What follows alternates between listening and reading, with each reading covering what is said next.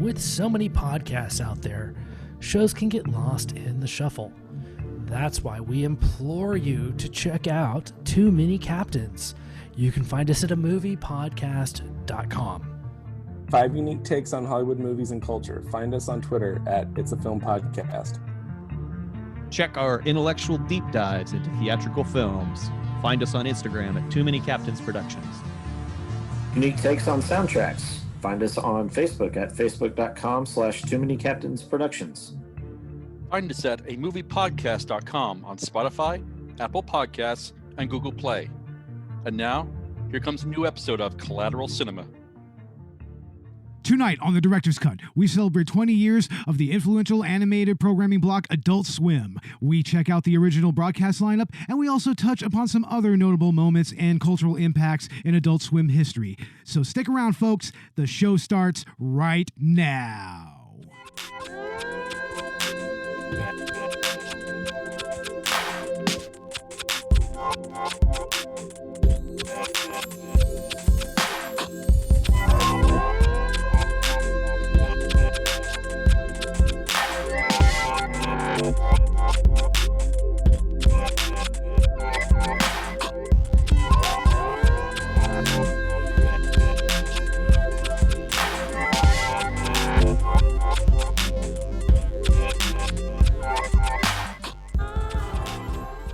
Gentlemen, behold! Welcome to Collateral Cinema Director's Cut. I'm Beau And I'm Ashley Chancellor. and we're podcasting straight from somewhere in South Texas. Yes, we are a 420 friendly podcast. We're not going to continue that bit and everything, but yeah, welcome to Collateral Cinema Director's Cut, everybody. How's it going, Ash?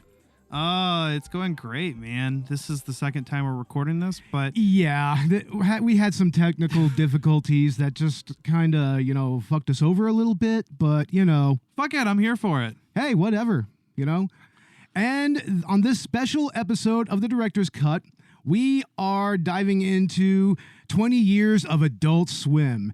On September 2nd, 2001, that's when the original broadcast was actually originally shown, of course. But before that, they had some actual stealth debuts. I think that it was on Christmas Eve and New Year's Eve, I believe.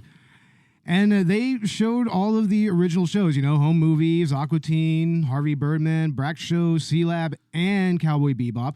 We're going to actually talk about those shows and about the first seasons of each show here in a little bit. But like I said, it was originally aired on these just random broadcasts on New Year's Eve and on Christmas Eve. And I don't really remember seeing those broadcasts, but I kind of remember the original broadcast, when it was initially on September 2nd. Yeah. When was the first time you actually started watching Adult Swim? I didn't watch a lot of cable growing up. We didn't usually pay for that. Yeah. But I had seen some shows here and there. I definitely had watched some of the anime late at night, like Bleach. I'm trying to think of the first Adult Swim show I ever watched. Is it Aqua Teen Hunger Force? I mean, that's usually a starting point for a lot of people. Probably, yeah. Yeah. But yeah, no, Adult Swim, I mean, I've been binging the hell out of it, recently, kind of going back and watching some of the early shows, like the ones that you mentioned. And the first thing that ever did come out was Space Ghost Coast to Coast, right? Yeah, Space Ghost Coast to Coast is pretty much the example of an Adult Swim show. It was initially modeled to be like a late-night talk show, but with Space Ghost, Moltar, and Zorak as the hosts, the band leader and the producer, respectively. Yeah. And they would actually have actual celebrity guests come on the show and sit down with George Lowe or with the writers or whatever, and they would actually do these interview segments, most of which, at least early on, were improvised quite a bit. There definitely is a very improvisational quality to it. Especially like you said in the early episodes. I mean, we were watching, like season 1 and started kind of getting into season 2, but I I know that like there were even moments sometimes where the guests wouldn't even know the full nature of the program they were on, or say like in post they'd go in and they'd like swap out some of the lines, and so the questions and answers didn't even quite make sense. Yeah, I mean, it's so perfect how they executed that. And it was very experimental for its time. I mean, they haven't had this weird crossover where, animated characters are interviewing real life people. And the humor is just so non sequitur. It's very stream of consciousness in terms of, what exists as a narrative. It's great. I fucking love it. Oh, it's amazing. And of course, it has stalwart voice acting performances by none other than George Lowe and C. Martin Croker. It's pretty much just two people playing the main cast. God, I would love to see Space Ghost Coast to Coast come back, but unfortunately, with C. Martin Croker having passed away, I you can't do it without him, right? No, you can't. I mean, you can't even do Brack's show now because, Zorak is such an integral character, and I don't really see anyone else. Maybe Dave Willis could probably do it, but I don't know. Okay, but hear me out. Live action Willem Dafoe. That would be perfect. I mean, I guess Willem Dafoe is who you go to whenever you have some, evil kind of raspy voiced villain or whatever. Exactly. I mean, he played Ryuk, so... He actually did a damn good job as Ryuk. That's like the one good thing to come out of the Netflix film, I guess. I never really saw it anyways. I liked it for what it is. I mean, it was an interesting concept. It just doesn't hold a candle to the anime and a manga. But anyway, I mean, anime was even kind of part of Adult Swim's content. Actually, it's pretty much integral to Adult Swim. A lot of the original programming that came out on Adult Swim were early Toonami shows like Gundam Wing, Tenchi Muyo, Gundam 0080, and they also had like Outlaw Star and another anime that we're going to talk about later on, which is getting a big revival. And, it's funny too because Toonami, at one point was a Cartoon Network block. And I remember, watching, say, like Naruto on Toonami on the Cartoon Network block, and then like Adult Swim would show Bleach. And it's weird because, I mean, those two shows to me are very similar. Like the maturity and graphic content in either one is they're about the same. So it's weird how like half their anime, they just decided to go, we'll censor it so that kids can watch it. And the other half, they're like, fuck it. This is actually meant for adults. Well, yeah, there's a reason why they put Shippuden on Toonami after Adult Swim acquired it. I mean, that's true. And Shippuden, I think, even kind of takes that notch up even a little bit more because at least the characters are more aged. Yeah. But anyway, we're going off on a tangent. Yeah, but I mean, it is important to note that anime is very much integral to Adult Swim's early history, and it would go on to bring such anime as Death Note, Code Geass, fuck yeah, the Evangelion movies that have recently come out, the remake movies. And Full Metal as well, right? Full Metal Alchemist, both versions. Both versions. I'm partial to Brotherhood, of course, but you have to kind of, there is this nostalgic quality to the original Full Metal Alchemist anime. Yeah, there is. Especially, I guess, if you grew up on it with Adult Swim. Yeah, definitely. To me, that's another integral Adult Swim show. And... But yeah, I remember many, many great memories of watching just Bleach, like late at night, and then they would show like Blood Plus, which is a great anime. I highly recommend that. Seen that one, I think. Oh, Blood Plus is awesome. Saya, she's badass. But I mean, does she love cheap thrills? I don't know. Oh God, don't bring her up. God damn it. But the original Adult Swim comedy block was more just a lot of older like the Tex Avery show and O Canada and stuff like that. Mm-hmm. And then they would also show Samurai Jack and then Space Ghost Coast to Coast. But like I said earlier, eventually they did the stealth premieres of all the iconic Adult Swim shows. Yeah. And that was done on Christmas Eve. And I kind of remember the New Year's Eve broadcast. Yeah. They actually brought that back to actually... introduce some of the other characters that they were developing. Like that was probably the first time we saw Squidbillies and also Sharko from C-Lab. But let's go ahead and get into that original lineup. You know, we talked about Space Ghost Coast to Coast, and we talked about some of the anime that was debuted, except for one, which once again, that's going to be, we're saving that for last. We're saving it for last. Yeah. I mean, Space Ghost itself is just so integral to the Adult Swim formula. I think the experimental nature of the humor and sometimes improvisational quality to it really set the tone for everything else. In fact, all the other shows ended up, or most of the other ones were spinoffs of Space Ghost Coast to Coast. So yeah, I mean, that's something I was going to remark on. It's like Space Ghost Coast to Coast literally laid the foundation for Adult Swim, like, period. Yeah. Like, everything that it would become is pretty much just laid out in those first 2 or 3 seasons of Space Ghost Coast to Coast. And the one thing it has in common with some of the shows that aren't even necessarily spinoffs like C-Lab 2021 is they would take these older Hanna-Barbera properties, characters that weren't necessarily as popular as, say, like Scooby-Doo or the Super Friends or the Flintstones or the Jetsons, but who all eventually make an appearance on Adult Swim via a certain show we're going to talk about here in a little bit. They do. But yeah, they would mostly, form these around, I think, some of the more obscure shows, because I don't know if anybody really was aware of like Space Ghost or Birdman as much as... Yeah. But going off of that, the first and most notable show that came from Space Ghost Coast to Coast is, of course, the legendary, the iconic Aqua Teen Hunger Force. Oh, we have it on right now. We have it on right now. We have Volume 3 playing right now. And what else can really be said about this show that hasn't been said? I mean, there's really no continuity to it. I mean, None. It's 100% character driven, which is kind of a motif with Adult Swim shows. Not only do multiple characters die and just never show up again, but they can't even get like any consistency between origin stories or how their superpowers work. Well, it's fucking fantastic.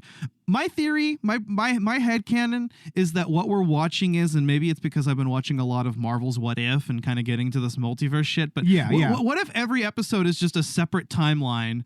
All right, where some of the past events are still referenced that way, as they often do, but maybe not in the same way. So certain characters didn't die. That's my theory. That's my headcanon. Well, you need to kind of get into some of the later seasons and also check out the movie, and you'll kind of see some things kind of explained a little bit. Okay. I mean, the movie Aqua Teen Hunger Force movie film for theaters. I saw that first run, very first day it came out.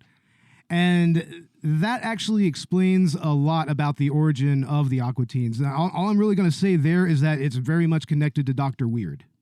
Right. Yeah, their background is 100% connected to Dr. Weird, actually. I think that's fairly obvious. Every episode opens up with Dr. Weird, and at first it seemed like the monster of the week would always be connected to, whatever he was Dr. doing. Weird, yeah, exactly. But then later on, he just kind of has these completely unconnected appearances at the beginning, but that's part of the tradition.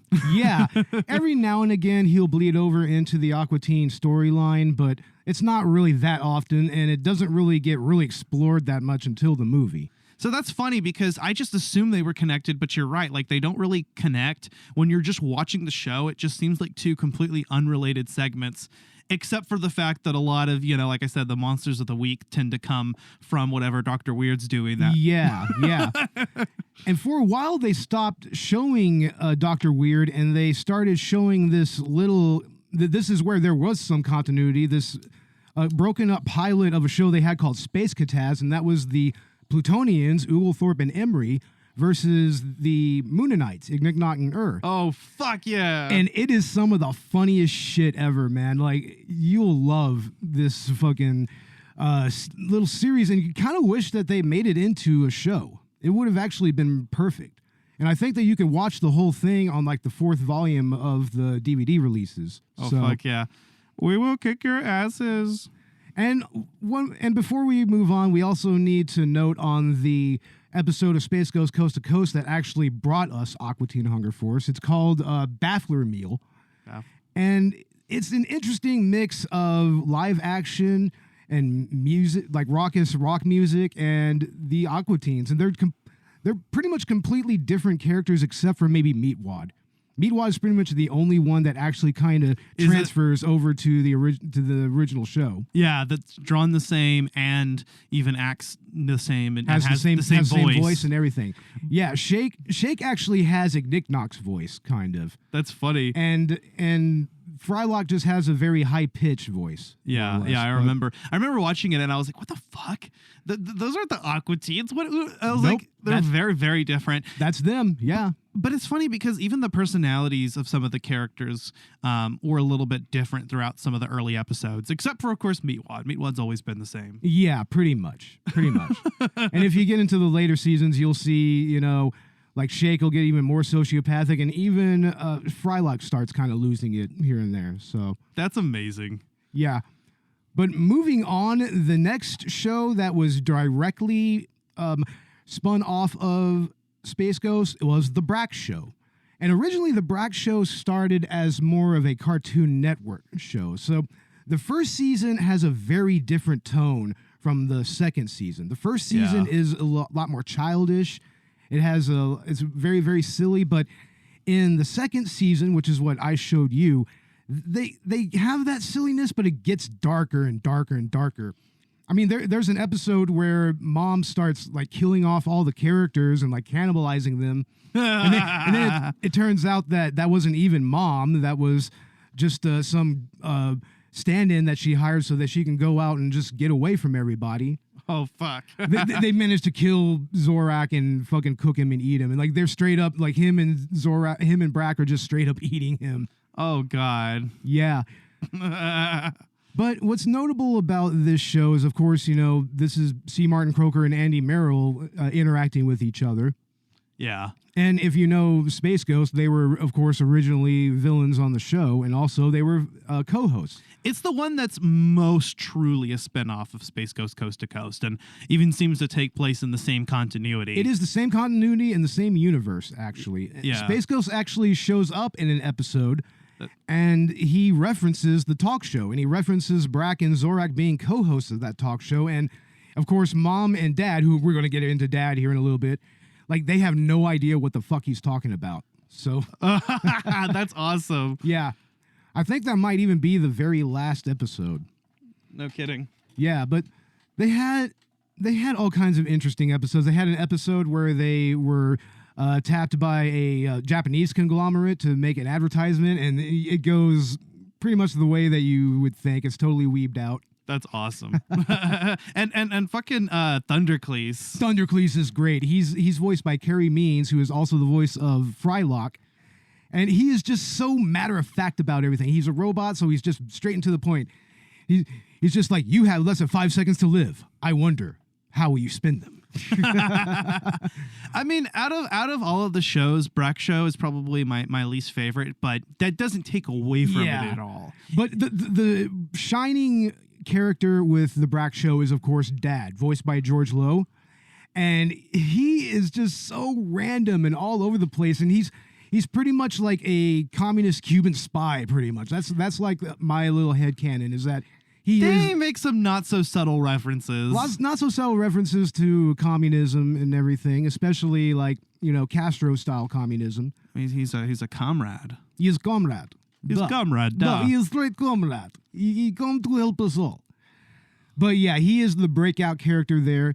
Brak is kind of okay, I think, and Zorak is his evil is dialed up a lot more in this. Zorak is a much more interesting character to follow, I think, than Brak. I mean, Brak is kind of, he's Brak, it's whatever. He's like a kid, but yeah, Zorak is just fucking, like you said, I guess because it's his like off hours, he's not on the screen. We get to see a little bit more real Zorak, so to speak. Yeah. Yeah. And yeah, he's pretty malicious throughout this entire series. But yeah, this isn't one of the best of the original lineup, but it's something that's definitely necessary to watch. If you really want to get into the nuts and bolts of early Adult Swim, yeah, in general, it's like that's an important show. And that brings us to the next spinoff from Space Ghost Coast to Coast.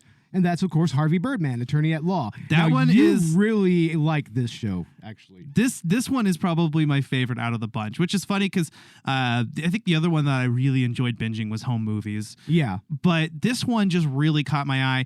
And it does definitely have a lot more continuity than some of the other shows do. It seems to kind of it logically makes sense. Yeah. And I just love the setting of like taking these superheroes and supervillains and they're sort of retired and they're washed out and they're in the courtroom together as attorney and prosecutor. Like, yeah, and the villains are all the prosecutors and everything, and the heroes are all the defense attorneys. Yes, it's fucking great. I love it. And you're just kind of watching them like battle it out in the courtroom, and they're sort of like staging this superhero versus supervillain thing there, and they're total quacks. I mean, there's fucking Reducto played by Stephen Colbert, yeah, and and just various other zany villains, and we can't forget, of course, Mentalk the Mind Taker. Yeah, Mentalk the Mind Taker is amazing. I think, isn't he also voiced by Stephen Colbert, or am I thinking of someone else? Phil Consebin. Phil Consebin is, yeah, that's Stephen Colbert as well. He's an interesting character too, which we'll talk about in a bit. But I like how you have these characters, in the courtroom, and then like you have them in their like day-to-day lives where they're basically peers, colleagues. Harvey is talking to Reducto in the lunchroom or the break room, and just they're just chilling, talking about whatever, or they'll go meet up at the bar later and and have a drink and everything, and try to do a little more wheeling and dealing and whatnot. Stay back! I have a shrink ray. I will make you travel sized. Oh man, I just wait until you get to X the Eliminator. That is a great character. He is amazing. He's the total ultimate fanboy. Yeah, he is. He's a straight up Space Ghost fanboy, and he's just trying to get the crest of Gotta hit Birdman. the crest. I like the episode where he gets the crest. Yeah, but he doesn't know what to do with it. He doesn't like he loses his purpose. His life is completely better. He's doing good and shit. And then he's like, I don't know what else to do. Yeah, right. And just Harvey is great. I mean, in the early episodes, I think he was definitely portrayed a lot more competently. And then over time, he's just sort of lampooned. And it doesn't seem like he wins nearly any of his cases.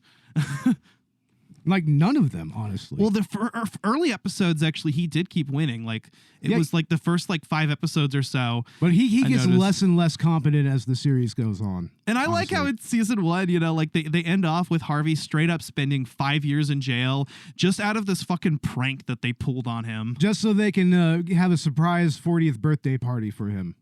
Yes. When he turned 40, it's like, oh my God, that is so much planning and so much bullshit just for a birthday party. What just the fuck? For a birthday party. Of course, you got Phil Consebin, and he's just Phil Consebin is fantastic. One of my favorite scenes in all of Adult Swim is just that introductory scene with him, and I just love the way that it's written. It's just written so intelligently. Yeah, because like at first you're like, what's going on? And then you get it and you're like, oh, that's really funny. And then they take that gag and they keep using it. And that's that initial scene where, well, do you want to go into it? Yeah, it's the scene where Harvey is first summoned to his office. And then he comes up to Phil's desk and Phil is like, stand over here. Sit over here or stand over here. And he goes to sit there like, no, not there. Yeah. And then eventually Birdman's just like, okay, I'll just go sit on the table then. And then Phil Consebin just starts talking to him. And what's brilliant about that is he has one eye, so his spatial awareness is completely fucked. It's completely off. You and you it's realize completely off and everything. Specifically that moment, right after Harvey fucking sits on the table, and he's like, no, don't sit over there, sit over there, and he's like fucking pointing in a completely other direction, and you're like, oh, and it all comes together. You're like, he's seeing everything to the left because he's missing an eye. Exactly. That's amazing. And they keep using that gag, but then they just go in just weird places with his character. I love how he just randomly shows up at times at people's houses. Cookies on dowels. Yes. Like, what the fuck is going on? Dangly parts. And then, later on we get, of course, Bird Girl, and she is adorable. I fucking love her. She is so sweet, and she got her own spin-off recently, and I think that's great. She was a great character, and she added a lot to the later seasons. Oh, I love her. And especially being the whole thing with her being Phil's daughter, but also being Bird Girl. Yes. And he's all trying to hit He's trying to hit on her as Bird Girl because he doesn't realize. And I love how they'll show shots like of her like next to each other at the exact same pose. Yeah, and he's just like, no, totally not like my daughter at all. Doesn't remind me, not one of my daughter. It's so ridiculous. But fucking Potamus. yeah, Harry Hippopotamus is fucking amazing. He's like, did you get that thing I sent you? Did you get that? And he's always that one fucking... episode where he's Harvey's defense attorney, and he's like, ladies of the gentlemen of the jury, did you get that thing I sent you? It's just supposed to be like really compelling fucking testimony or whatnot. I love the running gags, and I love how they take characters, and this is where we get into the more popular Hanna-Barbera properties, and you see Shaggy and Scooby getting tried because they think that they're stoners. Yeah, they actually portray the entire gang as stoners. Basically, but then they later kind of explain it, and they're like, Velma's like, no, Shaggy and Scooby are just idiots. That's just how they are. Yeah, it's kind of hilarious just to hear Fred and Daphne just talking shit about them like that. Just like, no, they're just idiots. I mean, this is just how they are. And freaking Fred Flintstone is a mobster. Oh my God, that is such brilliant writing, honestly. I love the writing in that episode. It's really spot on. And I like how in that episode he tries to get rid of Midor, who was originally the judge in the early episodes presiding over the criminal cases, whereas Mintok was introduced in a civil case, the first one. But Mintok pretty much becomes front and center when it comes to the judges in the show. He's like the judge that gets the most actually airtime, Yeah, after he takes Midor out, I like how Mintok just sort of takes over, and he's honestly one of the breakout characters. As we mentioned before. Yeah. And then and then the episode where there's the Flintstones and they're like, we come from the year of the future 2002, and then Harvey just looks over at his calendar and it says 2004 and just kind of and they're talking about all these things that at the time in the 60s when the Jetsons were produced would have been like were like futuristic ideas, and they're just totally mundane things now. Yeah, exactly. But moving along, Harvey Birdman is primo Adult Swim material. It's also primo. There's a video game that's done in the style of Ace Attorney. Yeah, and that is amazing. Apparently, the gameplay is just identical. I want to play it. It's on Wii, PS2, and PSP, I think. Yeah, I don't know. You might be able to find it on their Steam profile. Adult Swim has a Steam page, so I should look it up. Yeah, but the next show is, of course, C-Lab 2021.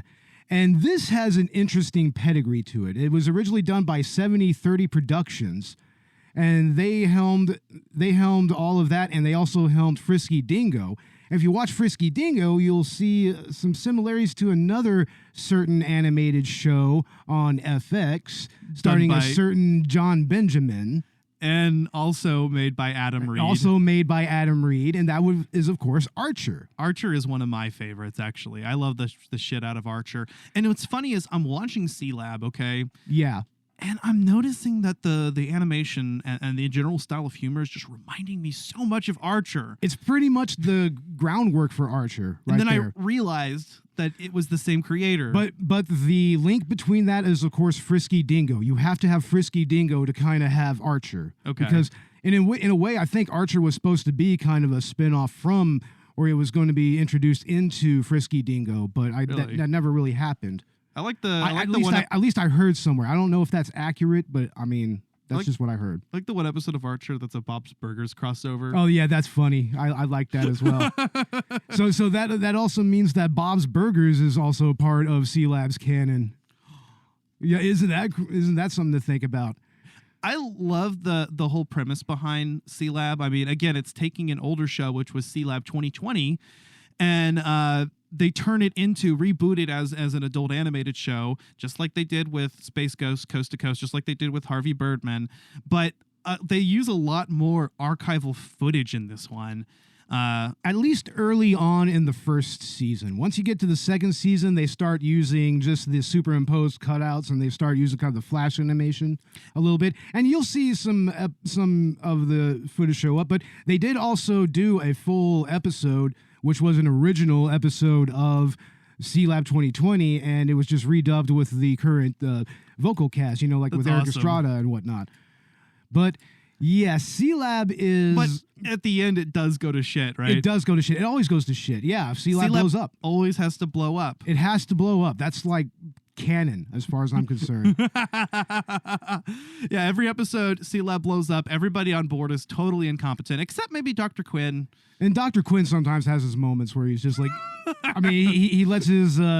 He lets his mind go into his dick, and that usually kind of fucks everybody over. Yeah. It happens a little bit in some of the later seasons, so... It's interesting, too, when we were watching the DVD, and I think the DVD had them in production order instead of their actual released order. Yeah, because the original release was the FCC episode. The Pirate Radio. Pirate Radio one, Yeah. And that's a hilarious episode. But I like how, with the animation, you can actually, in some of those early episodes, you can see where they drew the flash animation, which is very reminiscent of Archer, over the archival footage. And it just sticks out like a sore thumb, but it's awesome. Yeah. I love the whole quality to it. Again, the non sequitur, more experimental type humor, a lot of awkward silences. Yeah. And I think one of my favorite characters is the fucking captain. Yeah, Captain Murphy. Captain Murphy. Unfortunately was... Owlin' mad! Unfortunately was replaced because the voice actor that did him passed away during production. So, yeah, he's in the show up to about halfway through season 3. So, and then he's replaced by another captain by the name of Tex. He's like this football coach type character, Texas football coach. Okay. So, yeah, it kind of goes a completely different way after that. It's pretty much a different show. But, yeah, C-Lab is important to Adult Swim. It has the pedigree going all the way up to Archer and everything. And seriously, if you're into Archer, you need to check out C-Lab. I mean, you will see the beginnings of that show. You really will. It's great. But that comes to another show that is kind of closely related to that pedigree, and that is quite possibly one of my all-time favorites of the early Adult Swim lineup. And that's Home Movies. Home Movies is great. Created by Lauren Bouchard, who would go on to create such shows as Lucy, Daughter of the Devil, and Bob's Burgers. And this is one of the shows that actually does have a cohesive narrative. Yeah. And it just takes place in a realistic setting. But the shenanigans that the characters get up to. It's also created by Brendan Small, who would go on to create Metalocalypse. And would also form Death Clock, which would actually go out on tour and everything. Fuck yeah. And Brendan Small himself has even been he's been a guest spot in Bob's Burgers before. Oh, that's awesome. Yeah, so he's done some other work with Adult Swim.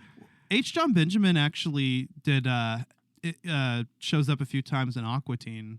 And he does. In other shows too, doesn't he? He was the devil in Lucy, Daughter of the Devil. Yeah, and that was a great performance. He was pretty much like if Satan was like a Cosby like dad. He even has the Cosby sweater and everything. It's so ridiculous. H. John Benjamin is a national treasure. I love his monotone voice and just how he interacts with everything. And what's really great is to see the relationship, the dynamic between his character, Coach McGurk, and Brendan Small. I guess named after his voice actor and the creator. Yeah, just Brendan Small. So. Yeah.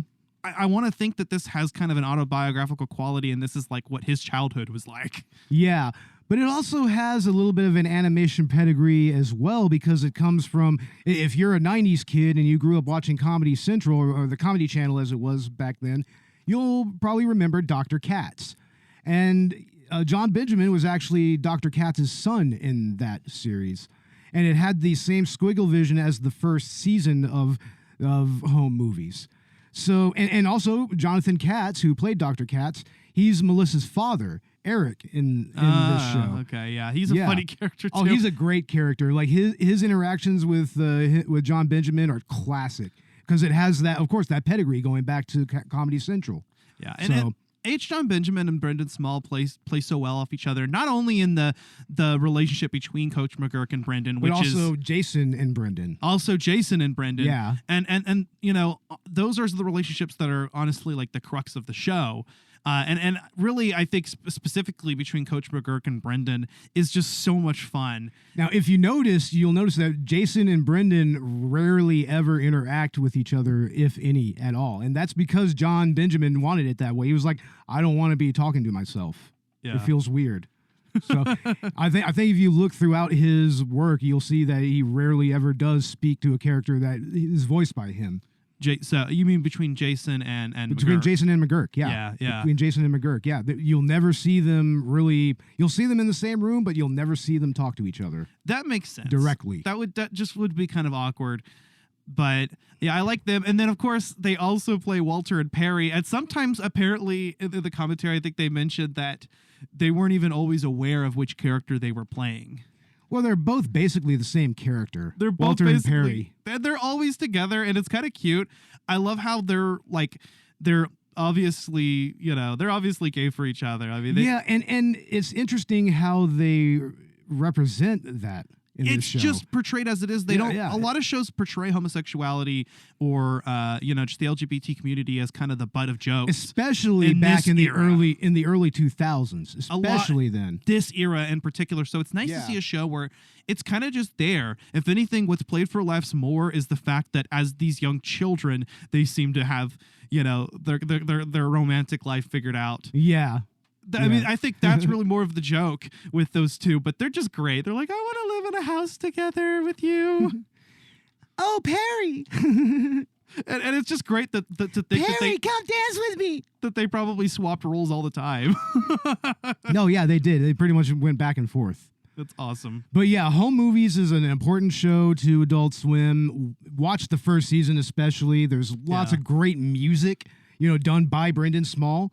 And there's like some great performances, and even some performances by people like Paula Poundstone. And I think also a lot of the Bob's Burgers cast shows up there. Yeah, but Paula Poundstone was replaced by Janine Dutillo. Janine Dutillo, she played Jean in Daria.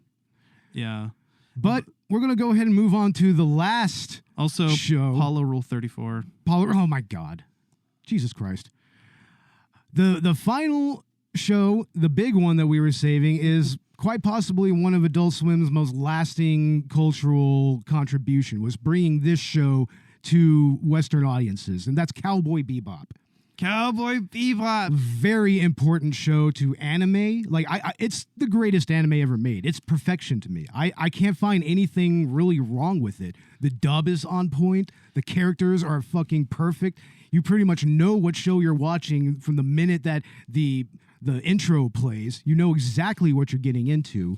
I've been watching a lot of Cowboy Bebop lately for a very particular reason.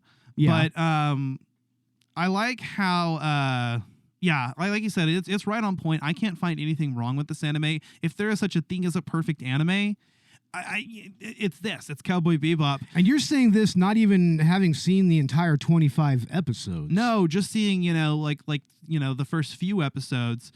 And I'm in love with it already. It's right up there for me at a slightly higher quality than even Full Metal Alchemist. It is. It's better than Full Metal Alchemist. It's leagues ahead, and it holds up so well. And I'm saying that, with the manga storyline / the Brotherhood storyline. But I mean, my favorite is always going to be Naruto. Yeah, of course. But I can admit that there are some anime that have a better cinematic quality to them. And right there at the top for me is Cowboy Bebop. The characters are just written fantastically. I love how the very first episode, the pilot, is even directed, and it just completely sets the tone for the series throughout. Yeah, and I want to remark on the setting of the show.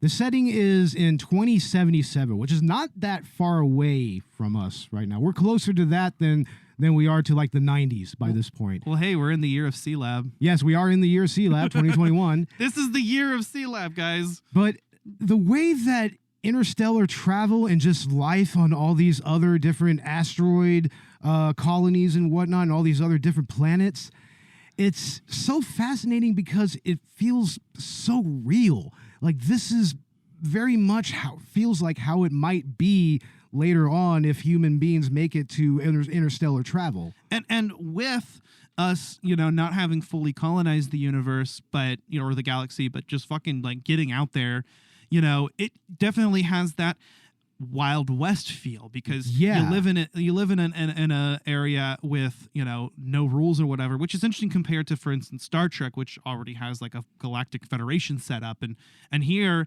there's not anything of that, and this is probably maybe even a little bit more realistic, I might say. Yeah, there's not really like a galactic federation of any kind that's unifying anything. I mean, every space and every place that they go to, it inhabits its own little region. It has its own politics. It has its own, government and whatnot. Yeah, and when we reach out, I think that's how it's going to be. If we ever do. Yeah, and I love that Cowboy Bebop just has it is a space western in the truest sense of the term. I mean, you've got Star Wars, which is considered like the classic example of space western, but this is actually, with it being a western, you've got cowboys and outlaws. Yeah, straight up. There's even an episode where Spike pretty much meets his character taken to his logical conclusion. It's literally a dude that's exactly like him, fights like him, shoots like him, but he's dressed like a cowboy. Awesome. And he's riding a horse. He even rides horses into buildings and shit. That's amazing. It's the episode where the teddy bear bomber makes his presence.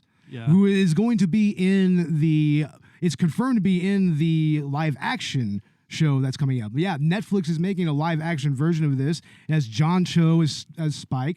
Fuck yeah. Which is perfect. I mean, you had a Japanese anime have a white person as its main protagonist, and now on the flip side, you have this American live action show, and they have an Asian man as the main character now. So it's kind of like a little bit of a inverse there. It really is. I love that. Yeah. That Netflix show really seems to be coming together. I'm really. I watched that. I watched that new version of the intro, and oh my lord, I was hyped. It was like Matt Perot. It's like Twinkle Toes Murdoch. It's like, oh, the teddy bear bomber, and it's like, oh, that one god character. It's like, oh shit, they're all here. And then Vicious. It's like, oh, yeah, man. I mean, that just blew me away. Yeah, and I'm so psyched for it. Even better than Death Note. Oh wait, I think it's going to be way better than Death Note. Like, well, okay, I'm not talking about period. the Netflix series. That's oh, you mean like that goes without saying. But yeah, you're talking about the anime. Oh, the yeah, anime, light years ahead. is even better than which is another anime that I consider to be of a high quality. At least up till L died. At least up until L dies. After that, it does feel a little bit rushed. Yeah, definitely. It never was the same after L died. Yeah, but I mean, Cowboy Bebop. You just can't talk about Adult Swim without Cowboy Bebop. Kind of like how you can't. I mean, Cowboy Bebop is to the anime part of Adult Swim what Family Guy was to the comedy side of Adult Swim, which, by the way, ended its 18-year run on Adult Swim. Think about that. There was only 2 years of Adult Swim that didn't have Family Guy involved with it. That's crazy. That's insane. And that's something that trips me out, dude. Next time I watch Adult Swim, it's going to be so fucking different. Yeah. I mean, I grew up back in the day where it was like Futurama, then Family Guy, and then American Dad, and then they'd show like Aqua Teen, and then they show C-Lab and whatnot. Go on and on and on. You know what's interesting? I like how, you said Adult Swim debuted in September 2011, or sorry, 2001. 2001, yeah. 2001. That's interesting because I really feel like the event of 9/11 kind of really had an effect on comedy. Yeah, and this is very much the ripples of that effect. I think so. I think a lot of the shows of Adult Swim were really impacted by that. Yeah. And here in a little bit, we're going to take a break, and we're going to talk about the actual cultural and historical impact of Adult Swim, and also how it pretty much influenced the creation of this show. All right. So, but I want to mention one thing because we mentioned it last time. Yeah. Cowboy Bebop open world game. That would be perfect. An open world Cowboy Bebop game. Oh man, it'd be like a grittier No Man's Sky, except not so much exploration. You know? Yeah, I mean, you don't have to make the universe nearly as big because that's not the point of what you're trying to do. You don't need to make a procedurally generated universe, but make something of an open world scale, a huge map with plenty of planets to go between. Maybe it doesn't even necessarily have to follow the Cowboy Bebop storyline, but just take place in the universe where you like have... maybe you can create your own ship, and put together your own team, create your own team members. Like, that would be awesome. Yeah. You could even do an MMO, to be honest. Yeah. Or, I mean, you could have people be like the space truckers. You can have like people play like have allegiance to different planets and whatnot. That would be interesting. Fuck yeah, that would be very interesting. That would be so interesting. Or if you can't get the licensing rights to do a Cowboy Bebop, then just fucking like do something that's definitely inspired by it and it's obvious. Yeah. But we're going to go ahead and take a break real quick. And when we get back, like I said, we're going to talk about the cultural and historical impact of Adult Swim in the last 20 years. So stick around, folks. We'll be back. All right, attention swimmers, or swimmer. Got some announcements to make here. Sundays at 10, it's all kids out of the pool for Adult Swim. You can't just decide to go swimming whenever you want. That's when there'll be count 'em new shows. New shows, movies. Who went wee-wee in my canteen? Aqua Teen Hunger Force. Look at my freaking car. The Bragg Show. You fell. Your father and Race were... Harvey Bergman, Attorney at Law. C-Lab 2021. You broke the monitor, and you're dead.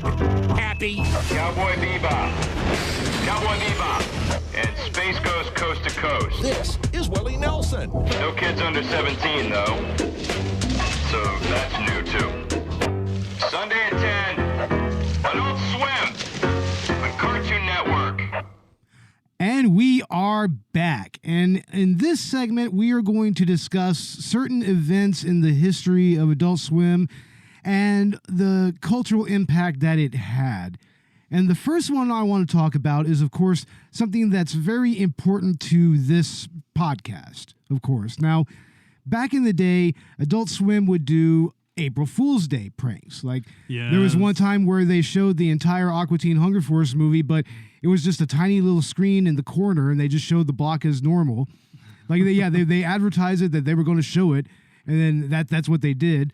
There was also an April Fool's Day prank where they showed all of what they had at Perfect Hair Forever, and it was all like vaporwaved out and, you know, all like VHS and everything. But what they did one year is they aired The Room. The Room! On Adult Swim. Tommy Wiseau's The Room. And that was the first time that I had ever actually seen this movie. Oh, what a story, Beau. Yeah, indeed. What a story. And it was censored, of course. I mean, they had big old black bars over everything. And no, they did not show ass to sell movie, Greg. Damn it. They did not show ass to sell movie. Adult Swim, you dropped the ball then. You should have shown ass to sell movie. God damn it. But that was your introduction to The Room, right? Yeah, that was my introduction to The Room and Tommy Wiseau, because after that, they aired an episode of Tim and Eric Awesome Show, which we'll talk about here in a second. And they had Tommy Wiseau direct an episode of it and actually act on it, and it is classic. It's actually pretty great. I like that episode. It's amazing. I mean, it's just like, oink, oink, oink, oink, oink. I'm the pig man. Oink, oink, oink, oink. Oh man, he's so amazing. And I mean, that's pretty much what led me to start this podcast, you know, initially. It was because I really, not only did I want to talk about movies in general, I wanted to talk about The Room. That's why we did it that first season. Very central to us here at the podcast. I mean, with Tommy Wiseau being the patron saint of the podcast. Him and Sestero, they're both the patron saints, let's be fair. Yeah. So, I mean, anybody that listens to us regularly knows that we love to reference The Room. It's very near and dear to our hearts, and so we kind of owe it to Adult Swim. Yeah, I mean, Adult Swim is pretty much responsible for this podcast being a thing. I think that they're kind of responsible for The Room becoming like a cult classic. Yeah, I mean, it was already kind of picking up steam in the midnight movie thing, and also he was starting to tour with the movie, but yeah, Adult Swim is pretty much the breakthrough for The Room. Yeah. I mean, it's very important, and I'm kind of surprised that they didn't really touch upon that in The Disaster Artist. That would have been like a perfect little segue, you know, like maybe Maybe have somebody play like Mike Lazo and Keith Crawford, maybe, that would have been interesting. Like just have it, and maybe even as another like after credit scene, even though that one was perfect with Tommy, but But yeah, I mean, Adult Swim is responsible for introducing The Room into my life, and therefore I got to introduce that to Robert and to you and everything. So, well, I'd seen it. Yeah, you've seen it before, but I introduced it to Robert. He hadn't even seen it before. And I very likely was aware of it because of Adult Swim in some way, because my friend Steven showed it to me, and he watches a lot of YouTube stuff. And like I said, I think it became originally very popular a few years after its release because of Adult Swim. Yeah, exactly. And another show that had a real resurgence due to Adult Swim, and we referenced it earlier, it's Family Guy. Yeah. Family Guy was originally canceled off of Fox News back in the day, and initially Adult Swim picked up the syndicated rights to the first 2 or 3 seasons, and just by way of showing that, they actually started to kind of see an uptick in DVD sales, and that's eventually what led to Family Guy making its return, which was kind of a historic moment in its own right. Yeah. And ever since then, it had been a fixture on Adult Swim. Like, honestly, I don't think I ever really watched any new episodes of it on Fox. I always just waited to watch new episodes on Adult Swim. That makes sense. And that's kind of the same thing with American Dad. I was also introduced to American Dad by way of Adult Swim. So, I mean, and I remember Adult Swim, they kind of did a thing where they showed the pilot both on Fox News, and then they showed it on Adult Swim the next night. Did they show Cleveland Show? Yeah, they showed Cleveland Show as well. They showed that. There was a lot of interesting, like, syndicated comedy shows that Fox didn't do that they picked up, like Mission Hill and Baby Blues and whatnot. But yeah, Family Guy ended its 18-year run on Adult Swim recently. It was a big deal. They even made a special bumper after the episode, which was just like with all the characters saying goodbye to Family Guy. Yeah. And it is kind of sad, but it had to happen. I mean, they were moving over to Hulu. I mean, it's a Disney property now, so that was going to happen one way or the other. One way or the other. Yeah. But the next thing is Adult Swim during Christmas time. I mean, I have so many nostalgic moments with Adult Swim at Christmas because the Christmas episodes of each show are just so primo. They have a little bit of everything. Man, you have Squidbillies, they take Santa hostage and start terrorizing him. That's amazing. Aqua Teen has a couple of Christmas episodes. They have one where it's called Mail Order Bride. It's on it's on the second volume. Like that's a good one. And it also has an Easter Bunny episode, or Easter Bunny of the Dead, I think it's called, or something like that. But no, it's T-Shirt of the Dead. That's what it's called. And it has Meatwad get this cursed T-shirt from an Egyptian exhibit, like Shake stole it, and he summons Santa Claus and the Easter Bunny, and also a giant Easter egg and everything. It's fucking classic. I mean, there's so many great Christmas episodes on Adult Swim. And of course they would show all the Family Guy Christmas episodes, and they would show the Futurama Christmas episodes with Killer Santa and everything, Robot Santa. And I mean, there was also certain themes that they would do. Like there was one year where they just pretty much had it like a QVC telethon in between shows. Like they were just selling merchandise, even some limited edition stuff that I think that you can't even find anymore. Like I think they had a limited pressing of the final seasons of Space Ghost that they eventually released. And it was specifically for that, and it was only available for a limited time. Wow. Also, that's why you can't really find the 12-ounce mouse DVD anywhere. It's because, and usually you find it's almost $80 or $100. It's because it was very limited in its release. But wow. Yeah. But yeah, we referenced The Room as an April Fool's Day prank. And one year they interrupted The Room to bring back the original lineup of Toonami. Now, eventually that got a lot of buzz because there was a lot of nostalgia for Toonami at the time. And there still is, but especially at that time. And they went ahead and reacquired the rights to the properties and the rights to all the anime. And they brought it back, and that became their Saturday anime block. And then, bringing back Toonami on Adult Swim was probably the best choice they could have made, because now you can show all the anime uncensored. Exactly. We got Naruto Shippuden and we also got, uncensored One Piece. One Piece. Yeah, we also got shows like Parasite. We got shows like Michiko and Hachin. We got Dragon Ball Super that was playing on. I think that's still playing on Toonami right now. Yeah. And they also showed the Full Metal Alchemist Brotherhood. Isn't Samurai Jack on Toonami? Yeah, they showed the final season of Samurai Jack on Toonami. Yeah, the final season, which was actually like kicked up a notch in terms of mature content. Yeah, it was made specifically for the new version of Toonami, and it really thrives. If you look at the animation differences between the final season and like some of the early episodes, it's actually really cool, like how much they upgraded it, especially when they redid that one scene that was that intro scene where he goes away into the future and then he comes back. Yeah. Yeah, that was really awesome. But yeah, it was a really, really primo move to bring back Toonami. And I was really excited when it came back, and I watched it for quite a bit, and and it's still going. Yeah. Right now. It's still ongoing.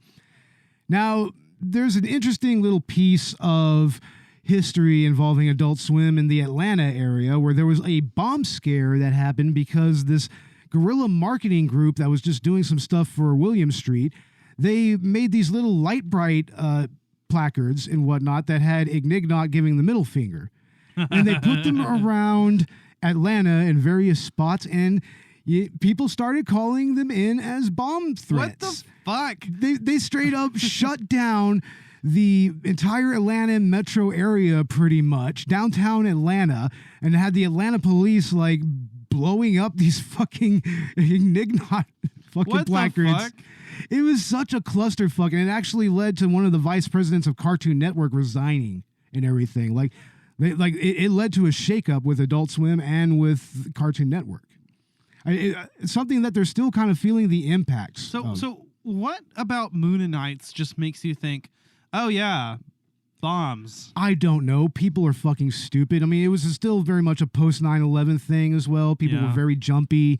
It was barely just a few years removed from that. I mean, I don't know. If I had watched a clip of the Plutonians, that seems a little bit more threatening. Yeah, the Plutonians. Yeah, they're very threatening, actually.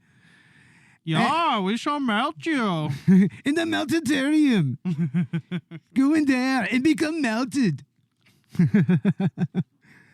Now, they eventually started showing live action shows on Adult Swim. And the first two live action shows were interesting. Of course, the aforementioned Tim and Eric Awesome Show, Great Job. Yeah, Tim and Eric Awesome Show is it just really has this like the other Adult Swim shows that we mentioned, it really has this experimental quality to it. You know, it feels like public access television. And a lot of it is purposely kind of made to be like that, but it's also kind of like a block of programming from Channel 5 from the Tom Goes to the Mayor universe. Okay. Which I don't know if you've ever seen Tom Goes to the Mayor. That's actually very important viewing if you're into Tim and Eric. And also Tim and Eric, like Tim Heidecker, he did a show called Decker where he's pretty much this undercover secret agent for the CIA and everything. It's totally ridiculous. Yeah. And they also had Saul the Mole Man, which was more of an episodic show and featured a geologist, or as he called it, geologist, by the name of Saul. And he is part of a geologist team that goes into the center of the Earth, and they find a bunch of mole men there. And he becomes the de facto leader of the team after the team is killed. Mm-hmm. And he has to pretty much navigate the world they're in. And he falls in love. He saves the day. And it's very, very unique. It has a very put together vibe, not unlike Mystery Science Theater 3000. Okay. You know? Yeah, I mean, you'll see the Moleman's costumes, and it's like very obviously a bunch of odds and ends put together and whatnot. So that was actually really cool. And that led to a lot of other interesting live action shows like Delocated. Let's see what else, like Tim and Eric Bedtime Stories and Black Jesus. Black Jesus. If you haven't seen Black Jesus, check that out. That's by the same people that made Boondocks. It is so awesome, so wholesome even. And we can't talk about Adult Swim at all without talking about the rise of Rick and Morty. Oh man, Rick and Morty is another one of my favorites. And yes, I know there's the toxic fan base. And yes, we all know you don't have to have an IQ of 150 to watch Rick and Morty. But it is an intelligently written show. I like how it regularly subverts narrative and expectations. They try out different styles, especially in, you know, the last couple of seasons, like the Vat of Acid episode. Yeah. But the thing about Rick and Morty is I have a few problems with it. For one, Rick is extremely overpowered. I don't know if they've nerfed him in the recent episodes, but if they haven't, they really need to. And here's the reason why. I feel that in the beginning of season 3, they kind of, you know, dropped the ball in a narrative sense, because they had Rick in prison, right? They had him turn himself in. It was a very emotional scene and whatnot at the end of the second season. And then at the beginning of the season, he's in prison. They're trying to get information out of, and it sets some stories in motion for later episodes. But he ends up taking out both the Galactic Federation, which had taken over Earth by that point, and the Council of Ricks all at once. And the Citadel, yeah. And I guess the setup is all right, but isn't this something that they should have saved maybe for the end of season 4 or like the end of season 5 maybe? I feel like they should have really built up to that a little more. At the same time, with the elimination of the Citadel of Ricks in its current form and the Galactic Federation, they're able to kind of focus more on episodes that were character arcs and more standalone episodes, so to speak, in the, you know, latter couple seasons. And let's not forget that one of the best episodes in the series actually came after, you know, the destruction of the Council of Rex and the Tales from the Citadel episode. Oh, that is actually an interesting episode that goes into many, many different angles as to what happened with the Citadel. And it even has just kind of a look into the internal politics of everything. And, you know, like, it even has its own form of capitalism. I mean, you would think that Ricks would be smart enough not to devolve into that shit, but then again, they made a Council of Ricks in the first fucking place, so... Man, same story. Same story. Morty's killing Mortys. Morty's killing Mortys. But yeah, I mean, needless to say, Rick and Morty has also kind of changed the game when it comes to animation and everything, and it is the best of adult animation. I have my problems with it, but it's not enough to make me turn my back on it. And I love Rick and Morty. It's very important in the current pop cultural landscape. It really is, and like I said, I mean, I think that a lot of the situations, and especially the writing of the show, you know, it does it is intelligent, and I do appreciate that, and I love the science fiction setting. Rick is not someone to be idolized. If you idolized him, you missed the point. No, not at all. Not at all. But he is a lovable character, and I like how even the last season kind of plays off of the toxic relationship between him and Morty, and, you know, the fact that in a lot of ways they enable each other. Oh, so, definitely. Yeah, I've at least seen as much. I've seen a couple of episodes from the recent season, and also Christopher Lloyd as Rick. It was fucking amazing. Fuck yeah, man. That was a great idea. And one of the kids from, was it Stranger Things or from It Chapter 2 or whatever. Like, who was it? I can't remember. Who played Morty in that? But yeah, Christopher Lloyd as Rick is just perfect. I'm so glad that we were able to get that, even just for a little bit. That makes sense because Rick and Morty originally started out as a parody called Doc and Marty. Yeah. So it kind of comes full circle there, even if Christopher Lloyd is a little bit older than we probably would expect Rick to be. Yeah. But finally, I want to talk about the debut of Metalocalypse and Death Clock, and also the Adult Swim music program. I mean, Adult Swim has long had a history of pushing music and musical artists, like, for at least the last 15 years. And one of the things that they did is they had this show called Metalocalypse, which was about one of the preeminent death metal bands of all time, Death Clock. At least in that universe, it's like the entire universe just surrounds Death Clock. Even the world economy is dependent upon Death Clock making records and everything. But it's a great show. was canceled unfairly, I feel, but it's getting a movie sooner or later that's going to be on Adult Swim. And it kind of led to Brendan Small actually making a band and calling it Death Clock and going out on tour. And they released an album that is the best-selling death metal album of all time. Wow. Yeah, it's best-selling of all time. I mean, I don't think it's been surpassed since then. And also, Adult Swim, they push artists like MF Doom. You know, may he rest in peace. I mean, say the man's name in all caps. That's right. Also, MC Chris, who brought Nerdcore to the fray. Yeah, and he showed up in I remember Aqua Teen and also C-Lab. He's Hesh in C-Lab, and he was also in a few other things. Fucking as well. Hesh. Fucking Hesh. That corny little bastard. But yeah, I mean, if you are a musical artist or even an audiovisual artist, they have the Off the Air series. They really like to push different types of art. I mean, they even have a gaming company, which, by the way, you should totally do a bonus round on. It's Adult Swim Gaming. Yeah, that's an idea. Yeah. Like I said, I'd love to get into that Phoenix Wright game. Or not Phoenix Wright game. That Harvey Birdman game. Phoenix Wright game, yeah. There you go. The Ace Attorney game. Yeah, definitely. You definitely want to get into that. But anyway, we're going to go ahead and start wrapping up. I mean, what are your final thoughts on Adult Swim? Oh, man. It is obviously a lot of Adult Swim are not just classics, but just integral to millennial culture in general.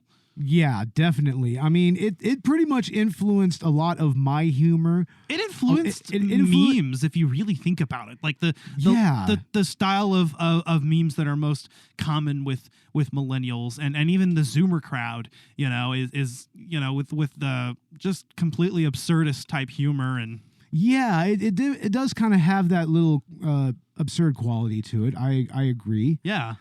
And I just feel like it really set the landscape for comedy, for animation, and just for pop culture and nerd culture in general.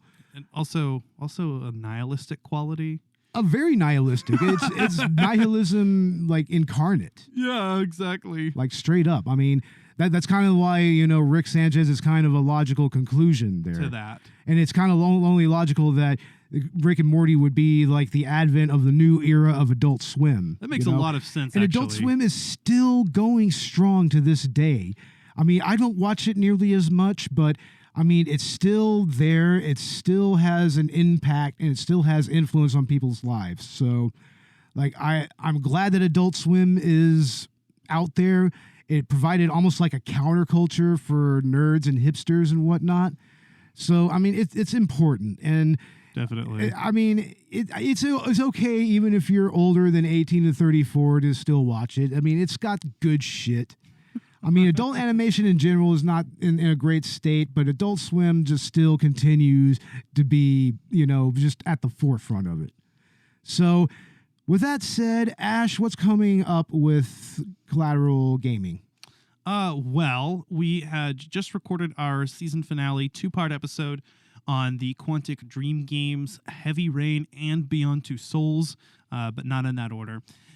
We are also going to be getting into Collateral Gaming Season 4 here very soon, starting in October with the release of Metroid Dread, and of course our Halloween special on Outlast. So stay tuned for those. You can find Collateral Gaming wherever you listen to your podcast, wherever you listen to Collateral Cinema, and yeah.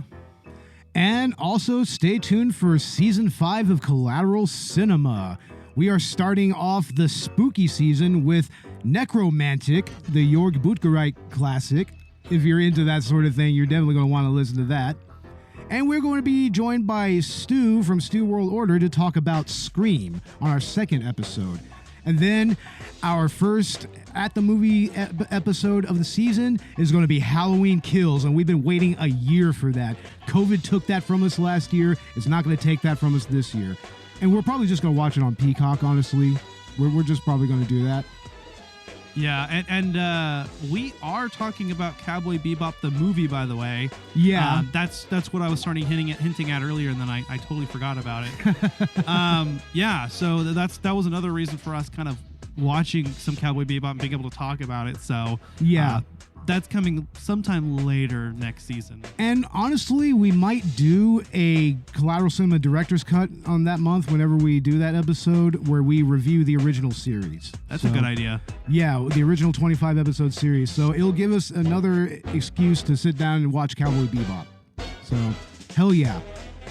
But you can find Collateral Cinema on Facebook, Instagram, and Twitter. Check us out on Patreon. We have full-length feature commentaries on movies. We might have new content coming very soon. We really need to get somebody to actually take over the Patreon and really kind of guide it to where it needs to be. So we're going to be talking about that amongst ourselves very soon. We may have more director's cut episodes focusing on doing commentaries as well. So yes, we're going to have director's cuts with free commentaries. That will be coming very soon. And also find us on Spotify, find us on Apple Podcasts, Google Podcasts, YouTube, iHeartRadio, and wherever else you get your podcasts. And with that said, I'm Beau Maddox. And I'm Smashley Pantler. And this was Collateral Cinema Director's Cut. And Skull.